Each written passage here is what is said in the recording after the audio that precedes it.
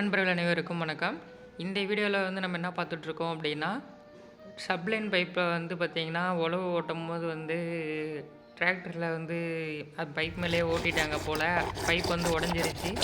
அதாவது டிராக்டர் உழவு ஓட்டும்போது பார்த்திங்கன்னா, சொட்டு நீர் பாசனம் அமைச்சிருந்தா ஒரு அரை அடி விட்டுட்டு ஓட்டினாவே பார்த்திங்கன்னா, பைப் எந்த ஒரு டேமேஜும் ஆகாது. ஆனால் இங்கே பைப் மேலேயே ஓட்டிட்டாங்க. அதனால் பார்த்திங்கன்னா, பைப்பும் உடஞ்சிருச்சு. நம்மளும் பார்த்திங்கன்னா, அதை கட் பண்ணி எடுத்துட்டோம்.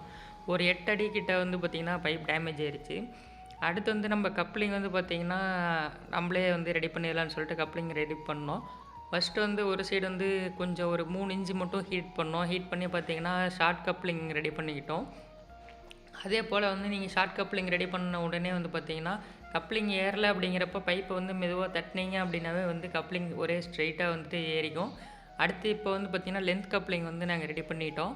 லென்த் கப்ளிங் பார்த்திங்கன்னா, ஒரு 6 to 8 இன்ச் இருக்க மாதிரி நல்லா ஹீட் பண்ணிக்கிட்டு, அதே மாதிரி பைப் தட்டினீங்க அப்படின்னாலே ஃபுல்லாகவே ஏறிக்கும். ஏறினதுக்கப்புறம் நீங்கள் இந்த மாதிரி ஷேக் பண்ணி பைப் ரிமூவ் பண்ணிக்கலாம். அடுத்து அந்த பைப்பை நம்ம ட்ரென்ச்குள்ளே வச்சு பார்த்து தேவையான அளவு பைப்பை கட் பண்ணிடுறோம்.